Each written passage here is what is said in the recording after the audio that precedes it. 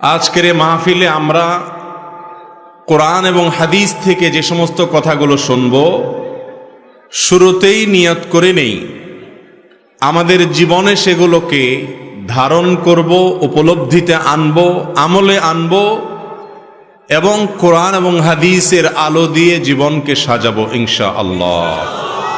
আল্লাহ তাআলা আমাদের সবাইকে তৌফিক দান করুন। মোহতারাম হাজরিন, আমি কোরআনে কারীমের সূরা আনআমের 120 নম্বর আয়াত তেলাওয়াত করেছি। এই আয়াতকে সামনে রেখে কিছু কথা আরজ করব। ওয়ামা তাওফীক ইল্লা বিল্লাহ। আল্লাহ রাব্বুল আলামিন কোরআনে হাকীমের সূরা আনআমের 120 নম্বর আয়াতে ইরশাদ করেছেন, ওয়াযারু যাহিরাল ইসমি ওয়া বাতিনাহ, অর্থাৎ হে আমার বান্দাগণ, তোমরা প্রকাশ্য অপরাধ, প্রকাশ্য গুনাহ যেগুলো দেখা যায়, এ ধরনের পাপ থেকে বেঁচে থাকো। আর যে সমস্ত পাপ দেখা যায় না, অদৃশ্য, ভেতরে ভেতরে মানুষ করে, সেরকম অপ্রকাশ্য, অদৃশ্য এবং গোপন পাপ থেকেও তোমরা বেঁচে থাকো। এই আয়াতের আলোকে আমরা জানতে পারলাম যে নাফরমানি, আল্লাহর অবাধ্যতা এবং গুনাহ এটা দুই প্রকার। কিছু আছে জাহিরি গুনাহ, কিছু আছে বাতিনি গুনাহ। জাহিরি গুনাহ যে সমস্ত গুনাহ এবং পাপ দেখা যায়, চুরি করা, জেনা করা, ডাকাতি করা, মিথ্যা কথা বলা, নামাজ ত্যাগ করা, মাদক সেবন করা, যৌতুক নেওয়া এবং এ জাতীয় যত অপরাধ আছে, এসব হলো প্রকাশ্য অপরাধ। খুব সামান্য সংখ্যক কিছু অপরাধ আছে যেগুলো মানুষ করে কিন্তু দেখার কোনো উপায় নাই, দেখা যায় না, ভেতরে ভেতরে করে। সেই অপরাধগুলো সম্পর্কে আমাদের সমাজে বেশিরভাগ মানুষের জানাশোনাই নেই। সেগুলো যে গুনাহ, সেগুলো যে পাপ, সেগুলো যে অপরাধ, সেগুলো যে কবিরা গুনাহ, সেই ধারণাই আমাদের অনেকের মধ্যে নাই। আপনি যদি কোনো রোগকে রোগ মনে করেন, তাহলে সে রোগ থেকে চিকিৎসার রাস্তা আপনি খুঁজে বের করবেন। আর যদি কোনোটাকে আপনি রোগই মনে না করেন, তাহলে তো আপনি সেটা ট্রিটমেন্ট করানোর কোনো চেষ্টাও করবেন না। তাহলে বোঝা গেল প্রকাশ্য অপরাধের চাইতে অনেক বেশি ডেঞ্জারাস, ভয়াবহ হলো ওই সমস্ত পাপ, ওই সমস্ত অপরাধ, ওই সমস্ত নাফরমানি, ওই সমস্ত গুনাহ যেগুলো মানুষ ভেতরে ভেতরে করে। কারণ সেগুলো যে গুনাহ, সেই চেতনাই মানুষের মধ্যে নাই। সময়ত ভাইরা আমার, আর এই জন্য আল্লাহ রাব্বুল আলামিন বলেছেন, আল্লাহর প্রিয় বান্দা হতে হলে, জান্নাতের মালিক হতে হলে, জাহান্নাম থেকে নিষ্কৃতি পেতে হলে, খাঁটি মুসলিম হতে হলে শুধু উপর দিয়ে ফিটফাট হইলে হবে না। উপর দিয়ে ফিটফাট হওয়ার পাশাপাশি ভেতরটাও ফিটফাট হতে হবে। আর যাদের উপরটা ফিটফাট, ভেতরটা সদরঘাট, সে কখনো খাঁটি মুসলিম হতে পারে না। আল্লাহ তাআলা আমাদের উপর এবং ভেতর, বাহির এবং ভেতর সবগুলোকে সংশোধিত করার তৌফিক দান করুন, বলুন আমিন। মুহতারাম হাজরিন, যে সমস্ত গুনাহ মানুষ ভেতরে ভেতরে করে, এই সমস্ত গুনাহ এর মধ্য থেকে একটা হলো হিংসা। সিরিয়ালে অনেকগুলো বলা যাবে, কিন্তু আমি মাত্র এক দুইটা নিয়ে আজকে আলোচনা করব, খুব বেশি সময় নেব না। হিংসা এটা একটা গুনাহ, সগীরা গুনাহ না, কবিরা গুনাহ। এই হিংসা নাই এমন কোন মানুষ আছে? কঠিন। কারোর মধ্যে মাত্রা বেশি, কারোর মধ্যে কম, কিন্তু কম বেশ হিংসা সবার ভেতরে থাকে। ইল্লা মার রাহিমা রাব্বি, আল্লাহর কিছু খাঁটি বান্দা, তাদের কথা ব্যতিক্রম। যারা হাসাদ, কোরআনের ভাষায়, হাদিসের ভাষায় এটাকে বলা হয়েছে হাসাদ, বাংলায় বলি আমরা হিংসা। এই হিংসা নামক রোগ থেকে পরিচ্ছন্ন এবং মুক্ত মানুষের সংখ্যা একেবারেই কম। আপনি নামাজি রোজাদার মানুষ পাবেন, হজ করা মানুষ পাবেন, ফজর পর্যন্ত ওয়াজ করতে রেডি আছে, প্রস্তুত আছে, এরকম মানুষও পাবেন। কিন্তু মনটাকে হিংসা থেকে মুক্ত করা মানুষ পাওয়া বড় কঠিন। এই হিংসাটা, এটার পরিচয় হলো অন্য কারোর ভালো দেখলে নিজের ভিতরে অস্থির লাগা, অন্যের ভালো দেখলে নিজের কষ্ট লাগা, খারাপ লাগা, এটাকে বলে কি? হিংসা। এই রোগটা আমাদের মধ্যে আছে না নাই? প্রত্যেকটা মানুষ কারোর না কারোর সাথে তার একটা কম্পিটিশন থাকে, একটা প্রতিযোগিতা থাকে। যার সাথে তার প্রতিযোগিতা থাকে, ওই লোকটা একটু আগায় গেলে, ভালো পারলে, কোনো অ্যাচিভ হলে, কোনো ভালো অর্জন করলে আপনার মনের ভেতরে যদি জ্বালা পোড়া শুরু হয়, আপনি যদি মনে মনে কামনা করেন তার ক্ষতিটা হোক, তাহলে এটার নাম হলো হিংসা। এই হিংসা কি সওয়াবের কাজ না গুনার কাজ? সগীরা গুনাহ না কবিরা গুনাহ? কবিরা গুনাহ। কিরকম কবিরা গুনাহ জানেন? আল্লাহু আকবার। রাসূল করিম সাল্লাল্লাহু আলাইহি ওয়াসাল্লামের বিভিন্ন হাদিস থেকে বোঝা যায়, হিংসা মানুষের ভালো ভালো নেকামলগুলোকে ভেতরে ভেতরে, ক্যান্সার যেরকম ভেতরে ভেতরে মানুষকে শেষ করে দেয়, মানুষের নেকামলগুলোকে ভেতরে ভেতরে সব নষ্ট করে দেয়। আগুন যেরকম কাঠকে জ্বালিয়ে পুড়িয়ে ভস্ম করে ছাই করে ফেলে দেয়, ঠিক একইভাবে হিংসা নামক ব্যাধি যদি কারোর অন্তরে থাকে, ভেতরে থাকে, এটা দেখা যায় না, এটা গোপন গুনাহ, তাহলে মানুষের সমস্ত নেকামলকে ভেতরে ভেতরে শেষ করে দেয়। সে আমল করে করে পাহাড় জমায়, এদিকে হিংসার কারণে তার সমস্ত আমল ছাই হয়ে যায়, বরবাদ হয়ে যায়। ভাইরা আমার, এই জন্য হিংসা নামক এই ভাইরাস থেকে নিজের বুকটাকে পরিচ্ছন্ন করার চেষ্টা করতে হবে। আল্লাহ তাআলা আমাদেরকে তৌফিক দান করুন। রাসূল করিম সাল্লাল্লাহু আলাইহি ওয়াসাল্লাম বলেছেন, আবু হুরায়রা রাদিয়াল্লাহু তাআলা হাদিস বর্ণনা করেছেন, লা তাহাসাদু, ও মুসলমানরা তোমরা একে অন্যের প্রতি হিংসা করো না। নবীজি নিষেধ করেছেন, এজন্য হিংসা করা হারাম। ওয়ালা তানাজাসু, তোমরা একে অন্যের বেচাকেনাতে মধ্যখান দিয়ে ঢুকে ডিস্টার্ব করিও না, ক্ষতি করিও না, প্রতারণা করিও না। ওয়ালা তাবাগাদু, এবং তোমরা একে অন্যের প্রতি শত্রুতা অন্তরে রাখিও না। ওয়াকুনু ইবাদাল্লাহি ইখওয়ানা, আর তোমরা আল্লাহর বান্দা ভাই ভাই হয়ে থাকো। এখন কারোর সাথে আপনার শত্রুতা নাই এমন কোন মানুষ আছে? শত্রুতা যে অন্তরের ভেতরে রাখি আমরা, এটা তো দেখা যায় না। দেখা যায়? মুশকিল হলো, উপর দিয়ে আপনি হাসতেছেন, মুস্কি হাসি দিচ্ছেন, অথচ তলে তলে আপনি তার প্রতি আপনার শত্রুতা আছে, আপনার হিংসা আছে।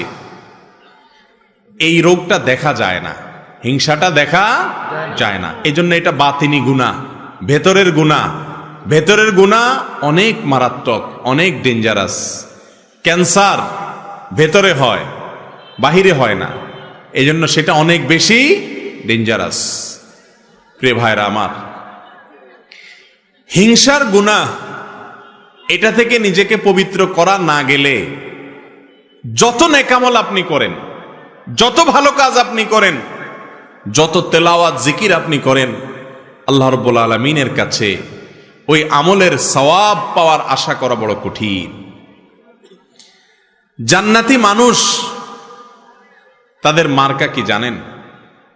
জান্নাতি মানুষদের একটা বড় মাপের মার্কা হলো তারা নিরীহ কিসিমের হবে। একবার রাসূল করিম সাল্লাল্লাহু আলাইহি ওয়াসাল্লাম সাহাবীদেরকে বললেন, তোমরা একটু অপেক্ষা করো, একটু পরে একটা লোককে দেখতে পাবে যে লোকটা জান্নাতি। এখন জান্নাতি নবী করিম সাল্লাল্লাহু আলাইহি সাল্লাম রীতিমতো বলে দিচ্ছে নিশ্চয়তার সাথে যে একটু পর একটা লোক আসবে এখানে, তোমরা খেয়াল করো কে আসে, যে আসবে সেই লোকটা জান্নাতি। সাহাবা একরাম যারা জান্নাতের পাগল, এই কথা শুনে তারা তো সবাই অত্যন্ত সতর্কতার সাথে অপলক দৃষ্টিতে চেয়ে আছে কে আসে। দেখা গেল একজন লোক, যে লোকটাকে দেখে তারা ব্রু কুচকাতে লাগলেন, সবাই মনে করেছেন এটা বোধহয় আবু বকর, ওমর, ওসমান, আলী এরকম সিনিয়র কোন বড় সাহাবী, তারাও জান্নাতি সুসংবাদ প্রাপ্ত ইনশাআল্লাহ। তারা মনে করেছেন এরকম কোন প্রসিদ্ধ সাহাবী হয়তো আসবে, কিন্তু দেখা গেল এমন একজন লোক আসলেন যিনি অখ্যাত, কেউ তাকে তেমন বেশি চিনে না, গুরুত্ব দেয় না। নবী করিম সাল্লাল্লাহু আলাইহি সাল্লামের এই কথা শোনার পর সাহাবায়ে কেরাম চিন্তা করলেন, নবীজি যেহেতু বলেছেন লোকটা জান্নাতি, তার মুখ থেকে সুসংবাদ পাওয়া, অতএব গুলি মিস হলে এটা তো মিস হতে পারে না, এই লোকটা তো জান্নাতি অবশ্যই হবে। তাহলে কি এমন আছে তার ভেতরে যে সেই গুণের কারণে সে জান্নাতি? এই জন্য সাহাবায়ে কেরামদের একটা দল কয়েকজন মিলে ওই সাহাবীর বাসায় সিসি ক্যামেরা বসাইলেন। সিসি ক্যামেরা মানে আজকালকার যুগে সিসি ক্যামেরা না, মানে মনিটরিং বসাইলেন। তারা খবর নিতে শুরু করলেন যে এই লোকটা কি করে। ওনারা মনে করছেন এই লোক বোধহয় সারাদিন রোজা রাখে আর সারা রাত দাঁড়িয়ে নামাজ কালাম পড়ে, এই জন্য কি নামাজ পড়ে, কি দোয়া পড়ে রাত্রে, এটা জেনে তারাও জান্নাতি হবেন সে আশায় ওই সাহাবীর ব্যক্তিগত জীবনকে পর্যবেক্ষণ করা শুরু করলেন। বহু চেষ্টা করে কয়েক রাত পর্যন্ত তার বাড়ির আশেপাশে অবস্থান নিয়ে সাহাবীরা তেমন কিছু উদ্ঘাটন করতে পারলেন না। দেখলেন না, এশা পড়ে যায়, শুয়ে যায়, আবার ফজরের সময় মসজিদে আসে, হয়তো বড় জোর তাহাজ্জুদটা পড়ে, আর বাকি রাত্রে তো নাক ডাকে আমাদের মতো ঘুমায়। লোকটা জান্নাতি, নবীজির মুখ থেকে সংবাদ পেয়ে গেল, কাহিনীটা কি? ওনারা নিজেরা উদ্ধার করতে যখন ব্যর্থ হলেন, এবার ওই লোকটাকে ধরছেন সাহাবীরা, যায় বলছেন, ভাই তোমার সম্পর্কে নবীজি এরকম কথা বলেছেন, কি এমন আমল তুমি করো আমাদেরকে একটু বলে দাও ভাই। জান্নাত তো আল্লাহ তাআলার অনেক বড় জান্নাত, আমাদেরকেও আল্লাহ দিলে তোমার তো আর ক্ষতি হবে না। এই কথাটা সাহাবীরা বলেন নাই, এটা বোঝাতে চেয়েছেন এবং বলেছেন, ভাই বলে দাও কি আমল করো তুমি যে তোমার সম্পর্কে এত বড় সার্টিফিকেট রাহমাতুল লিল আলামিন আল্লাহ রাসূল সাল্লাল্লাহু আলাইহি সাল্লাম স্বয়ং দিয়ে দিয়েছেন, কি করো তুমি বলো। লোকটা সাহাবীদের কথা শুনে, তিনিও সাহাবী, তিনি বললেন যে ভাই বিশ্বাস করো আমি স্পেশাল কিছুই করি না, তোমরা যা করো আমিও তা করি। ইসলামে অতিরিক্ত কোনো কিছু করার তেমন কোনো সুযোগও নাই, সবকিছু রেডিমেড। আল্লাহ এবং তার রাসূল সাল্লাল্লাহু আলাইহি সাল্লামের পক্ষ থেকে সবকিছু রেডিমেড। তোমরা 5 ওয়াক্ত নামাজ পড়ো, ভাই আমি 6 ওয়াক্ত পড়ি না, আমিও 5 ওয়াক্ত পড়ি। তোমরা রমজানের রোজা রাখো, আমিও রমজানের রোজা রাখি। বিশেষ কিছুই আমি করি না, এমনকি অনেক নফল আমল টামলও যে আমি করি এমনও কিছু না। তবে একটা জিনিস আছে আমার, সেটা হলো আমার এই বুকে আল্লাহর জমিনে কোনো মানুষের জন্য আমার কারোর প্রতি আমার কোনো দুঃখ, কষ্ট, শত্রুতা, হিংসা বলতে কিচ্ছু নাই। কেউ আমাকে যদি একটা গালিও দেয় তো আমি একেবারে ফ্রেশ মনে থাকে মাফ করে দিই। কেউ যদি আমার পেছনে শত্রুতাও করে আমি হাসি মুখে উড়াই দিয়া তার জন্য আমার অন্তরটাকে পরিষ্কার করে ফেলাই। কাউকে দেখে যদি আমার কষ্ট হয়, হিংসা হয়, আমি তার জন্য আরো বেশি করে দোয়া করি। এক কথা, আমার অন্তরটাকে আমি পরিচ্ছন্ন করছি। এই একটা আমল আছে স্পেশাল, হয়তোবা এই কারণে আল্লাহ তাআলা আমাকে মর্যাদা দিয়েছেন। ভাইরা আমার, কি বুঝতে পারলেন? জান্নাতি যে লোক হবে তার তসবিহ দানা হবে 1000, তাই না? তসবিহ দানা তো 100 আছে, 33টার আছে, আবার কিছু আছে অনেক বড় তসবিহ, দেখছেন নি? বাপখানা এমন যে কয়েক মাইল লম্বা হবে। তসবিহ সাইজ বড় হলে জান্নাতি হওয়ার গ্যারান্টি এমন কোনো কথা আছে না। দাড়ির সাইজ লম্বা হইলেও জান্নাতি হবে এমন কোনো গ্যারান্টিও, তাই বলে আবার দাড়ি না রেখে জান্নাতে যাওয়ার আশা করেন না। জান্নাতি লোকের জান্নাতে যাওয়ার সবচেয়ে সহজতম উপায়গুলোর মধ্যে থেকে একটা হলো নিজের কলবটাকে, অন্তরটাকে পরিষ্কার করে ফেলা। কাজটা কি সহজ না কঠিন? সহজ বলতেছেন? পাশের বাসার ছেলেটা এসএসসি পরীক্ষায় A+, গোল্ডেন A+ পাইছে, আপনারটা শুধু A পাইছে, A- পাইছে, কেমন লাগে তখন বলে? মনে হয় যে আমারটা A- পাইছে বুঝলাম, ওইটা A পাইতো, গোল্ডেন A+ পাইছে, এই দুঃখ সহ্য করি কোত্থেকে? এরকম অবস্থা আমাদের মনে হয় কি হয় না? ভাইরা আমার, লেবাসে পোশাকে মুসলমানের অভাব নাই এদেশে। আমার মতো আপনার মতো এরকম লেবাস পোশাকে মুসলমানের সংখ্যা এদেশে আলহামদুলিল্লাহ কম। ভেতর থেকে মুসলমান এর সংখ্যা এই দেশে অনেক কম। মালিক আমাদের অন্তরগুলোকে আপনি পরিষ্কার করে দেন। একজন খাঁটি মুসলমান, একজন জান্নাতি মানুষের অন্তরে কারোর প্রতি শত্রুতা, বিদ্বেষ, হিংসা থাকতে পারে না। মানুষ শত্রুতা করবে, চলতি পথে বহুত লোক আপনার শত্রুতা করবে, সবাই তো ফেরেশতা না। কিন্তু আপনার কাজ হলো সবার জন্য ক্ষমার দরজাটাকে একেবারে উন্মুক্ত করে দেওয়া। ভাইরা আমার, হিংসুক যখন অন্যের ভালো দেখে হিংসা করে, তখন কি সে নিজে সুখী হয় না দুঃখী হয়? আরো কারোর ভালো দেখে যদি আপনার ভেতরে জ্বলে, গ্যাস্ট্রিকের কারণে ভেতরে জ্বললে যেরকম কষ্ট হয়, কারোর ভালো দেখলে ভেতরে জ্বললে সেই জ্বালাতেও নাকি ভালো লাগে, কষ্ট হয়। ইবলিস আপনার আমার এত জঘন্য শত্রু যে সে সব সময় আমাদের যেটাতে কষ্ট হয় সেদিকে নিয়ে যায়। এখন কথা হলো, আমাদের অন্তরে হিংসা আছে কিনা এটা বুঝবেন কিভাবে? এটা বোঝার একটা ছোট্ট মিটার আছে। মিটার দেব, মিটারটা ফ্রি, কোনো পয়সা কই লাগবে না। মিটারটা সবাই বুঝে নেন। মিটারটা হলো আপনার সাথে যাদের কম্পিটিশন আছে না, এই যে মিডিয়ার ভাইয়েরা ক্যামেরা কতগুলো সেট করে বসে আছে, ওনাদের মধ্যে পারস্পরিক কম্পিটিশন আছে না? কার চ্যানেলে কত বেশি সাবস্ক্রাইবার হয়, কত বেশি ভিউ হয়। এখন মনে করেন এক ক্যামেরাওয়ালা ভাই দেখলো আরেক ক্যামেরাওয়ালা ভাইয়ের চ্যানেলে ভিউর পরিমাণ অনেক বাড়ছে, তখন যদি তার ভেতরে কষ্ট হয়, চিনচিন করে একটু জ্বলে বুকের ভিতরে, তাহলে বুঝতে হবে কি হচ্ছে, হিংসা হচ্ছে। ওনাদেরটা দিয়ে বুঝাইলাম, আপনারা জোরে জি বলে নিজেদেরকে পাক মনে করেন না, আমরা সবাই এই রোগের রোগী। একজনের ভালো দেখার পরে যার সাথে আপনার কম্পিটিশন হয়, প্রতিবেশীর সাথে হয়, ভাই বোনে হয়, এমনকি বন্ধু বান্ধবের মধ্যে হয়, আলেমদের মধ্যেও আর একটু বেশি হয়। ঠিক না বে ঠিক?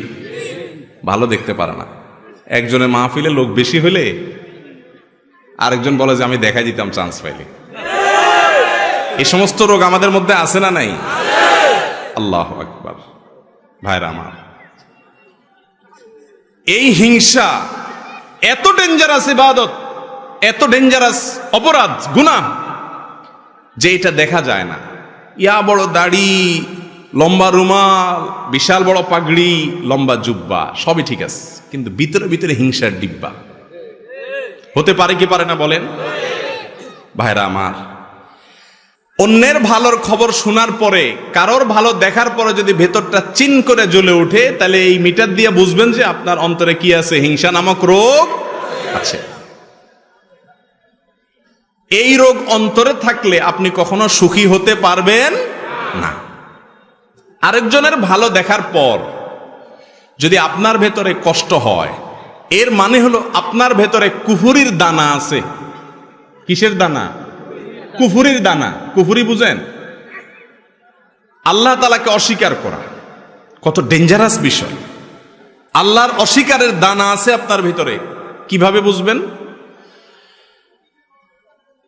আল্লাহ রাব্বুল আলামিন যদি ওনাকে কোনো ভালো কিছু দেয়, অনেক ভালো কিছু দিলেন, এটা দিছে কে? আল্লাহ। আপনার যদি জ্বলে, আপনার যদি কষ্ট হয়, আপনার ভেতরে যদি অস্থিরতা লাগে, পেরেশানি লাগে, চিনচিন করে, হিংসা হয়, তার মানে আল্লাহর যে ফয়সালা, আল্লাহর যে বন্টন, আল্লাহ যে তাকে দিয়েছেন, আপনি আল্লাহর এই ফয়সালাকে মানতে পারতেছেন না। এটা এক প্রকারের অস্বীকৃতি না? এই জন্য বললাম, হিংসা এই রোগটি মূলত মানুষের অন্তরে কুফুরির দানা থেকে সৃষ্টি হয়। আমরা হয়তো খেয়ালও করি না, সবাই কম বেশি রোগের রোগী। সৃষ্টি জগতে প্রথম অপরাধ কি হয়েছে জানেন? গোটা সৃষ্টি জগতে আল্লাহর প্রথম নাফরমানি কোনটা হয়েছে জানেন? কোন গুনাহটার প্রথম হয়েছে বলতে পারেন কেউ? হিংসা দিয়ে যেহেতু আলোচনা করতেছি অতএব এটাই হবে। চালাক আছেন আপনারা। হ্যাঁ ভাই, আল্লাহ সৃষ্টি জগতে সর্বপ্রথম অপরাধ সেটা হলো এই হিংসা। মিস্টার ইবলিস যখন আল্লাহ তাআলা তাকে সিজদা করার নির্দেশ করলেন আদমকে, তার ভেতরে কি হয়েছে? হিংসা হয়েছে। খলাকতানি মিন নার ওয়া খলাকতাহু মিন তিন। তাকে মাটি থেকে তৈরি করছেন আল্লাহ, তাকে আমি সিজদা করব, এত মর্যাদার মাটির। হিংসা হয়েছে। এই হিংসার পরবর্তী গুণাটা হয়েছে তাকাব্বুর, অহংকার। সেখান থেকে হয়েছে কুফরি। হিংসার মতো অপরাধ যেটাকে আমরা অপরাধ মনেই করি না, জেনাকে অপরাধ মনে করি, চুরিকে অপরাধ মনে করি, মাদককে অপরাধ মনে করি, নামাজ ছাড়াকে অপরাধ মনে করি, বেপরদাকে অপরাধ মনে করি, গালিগালাজকে অপরাধ মনে করি, মানুষ হত্যাকে অপরাধ মনে করি, কারণ এগুলো সব দৃশ্যমান। কিন্তু হিংসা নামক অপরাধ, যে অপরাধ ছোট কোনো অপরাধ নয়, আমল বিনাশী অপরাধ, সেটাকে আমরা অপরাধ মনে করি না। ভাইরা আমার, আজ থেকে আপনার বুকে নিজে হাত দিয়ে চিন্তা করবেন, কল্পনা করবেন, ভাববেন কারোর ভালো দেখলে আপনার জ্বলে কিনা। পারবেন না ইনশাআল্লাহ? যে যদি দেখেন যে হ্যাঁ কারোর ভালো দেখলে আপনার ভেতরে জ্বলে, তাহলে বুঝতে হবে আপনার ভেতরে হিংসা আছে। এটাকে নোট করে ফেলবেন। নোট করার পর প্রতিজ্ঞা করবেন যে এই হিংসা আমি দূর করব। দূর করা ভেরি ইজি। রোগ ধরাটা হলো মূল। আপনি যদি ধরতে পারেন যে আপনার অন্তরে অমুকের প্রতি হিংসা আছে, ওনার প্রতি হিংসা আছে, এটা যদি আপনি ধরতে পারেন, তাহলে ইনশাআল্লাহ ট্রিটমেন্ট ভেরি ইজি। আমি ট্রিটমেন্ট বলতেছি একেবারে সহজ, কিন্তু আগে আপনাকে খুঁজে বের করতে হবে কার প্রতি আমার হিংসা হয়। খুঁজে বের করার পর দ্বিতীয় কাজ হলো চিন্তা করবেন, আমি যদি হিংসা করি তাহলে কেমন যেন আমি আল্লাহর ফয়সালাকে অস্বীকার করলাম। ঠিক না? ঠিক বলেন। আল্লাহ তাআলা পাশের বাসার আমার প্রতিবেশীর ছেলেকে মেয়েকে ভালো রেজাল্ট দিয়েছেন, এই দানটা তো আল্লাহর, তো আমার আল্লাহ দিয়েছেন, আমার যদি কষ্ট লাগে তার মানে আল্লাহর বন্টনটাকে আমি মানলাম না। ডেঞ্জারাস ব্যাপার, কুফরি। এটা মানুষকে আস্তে আস্তে ওই ইবলিসকে যেরকম কাফের বানিয়ে দিয়েছে, আস্তে আস্তে মানুষকে কুফরি পর্যন্ত নিয়ে যায়। এই কথার যখন চিন্তা করবেন তখন ইনশাআল্লাহ নিজের ভেতরে হিংসা দূর হওয়ার প্রাথমিক পদক্ষেপ চলে আসবে, যে এটা তো আল্লাহর বন্টন, আমি হিংসা করে কি লাভ হবে? হিংসুক হিংসা করে পৃথিবীর কারোর কোনো ক্ষতি করতে পারে না। বরং আপনি কি করবেন? ওই মালিকের সাথে কথা বলা শুরু করবেন। বলবেন, মালিক তুমি তাকে দিয়েছ, তোমার ভান্ডারে তো কোনো কমতি নাই, তাকে দিয়েছ তার জন্য আমার কোনো কষ্ট নাই, আরো দাও, কিন্তু আমাকেও দাও সাথে মালিক। ব্যাস, এটার নাম হলো গিবতা, বাংলা বলে ঈর্ষা। এটা খারাপ না, এটা জায়েজ আছে।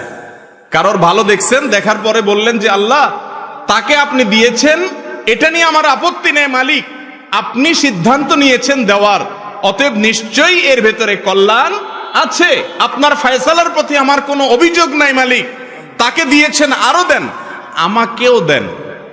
হলো কি? ঈর্ষা। এই ঈর্ষাটা হিংসার মতো নিন্দনীয় বা খারাপ না। যদি আপনার মনের ভেতরে কারোর প্রতি হিংসা হয়, আল্লাহর কসম করে বলতেছি, পরীক্ষা করে দেখেন, নিজের ভেতরে অ্যাপ্লাই করে দেখেন, প্রয়োগ করে দেখেন। যদি আপনি হিংসার রোগ ধরতে পারেন যে অমুকের উন্নতিতে আমার ভেতরে জ্বালা পড়া শুরু হয়েছে, এরপরে আল্লাহর সাথে যদি কথা বলেন, আল্লাহ ওনাকে দিয়েছেন ভালো কথা, আমি আপনার নাখান্দা গোলাম, আমার হয়তো উপযুক্ততা নাই, তার হয়তো কোনো গোপন ভালো আমলের কারণে তাকে দিয়েছেন, আল্লাহ আমাকেও দেন। এভাবে যদি আল্লাহর সাথে কথা বলেন, দেখবেন যে হিংসা অর্ধেক মন থেকে এমনি দূর হয়ে গেছে। এরপরে দ্বিতীয় যে কাজটা করবেন তা হলো, তারপরেও যদি দেখেন না চিনচিন করে জলে জলে, এবার অ্যান্টিবায়োটিক দিবেন। অ্যান্টিবায়োটিক কি জানেন? অ্যান্টিবায়োটিক হলো নিজের প্রতি নিজের সংগ্রাম। এবার এটাকে বলে আত্মসংগ্রাম। নিজের বিরুদ্ধে নিজে যুদ্ধ করতে হবে। এখন এবার আপনাকে অ্যান্টিবায়োটিকে যেতে হবে, অপারেশনও বলতে পারেন। সেটা হলো এবার নিজের নফসকে বলবেন, নফস আমার আল্লাহ তাকে দিয়েছে, তোমার কাছে কষ্ট লাগে, তুমি হিংসুক, ছোট লোক, অতএব এটার শাস্তি হলো তুমি আল্লাহর কাছে মনে না চাইলে হুদামিসা দোয়া করো, এমনি দোয়া করো, আত্মলি বলো আল্লাহ ওনাকে যা দিয়েছেন আল্লাহ ওনাকে আরো দেন, আরো দেন। আল্লাহ আল্লাহ আপনার শুকর, আপনি তাকে দিয়েছেন, তার ছেলেকে এ প্লাস দিয়েছেন, আল্লাহ আরো দেন। আল্লাহ ওনার ব্যবসায় অল্প দিনে এত লাভ করছে, আল্লাহ ডবল করে দেন। মনে চাবে না, কিন্তু মনের বিরুদ্ধে মুখে আল্লাহর কাছে কি করবেন? এটা বললে আপনার ভেতরকার যে প্রবৃত্তি, আত্মা, নফস, এই নফস রুসওয়া হবে, বেইজ্জত হবে, লাঞ্ছিত হবে, এবং ইনশাআল্লাহ হিংসা থেকে সে আস্তে আস্তে সরে আসবে। শয়তান তখন বলবে ছেড়ে দে মা, কেন্দেবাসি। কারণ এই লোক উল্টা বরং যার প্রতি হিংসা হয় তার জন্য দোয়া করা ধরছে।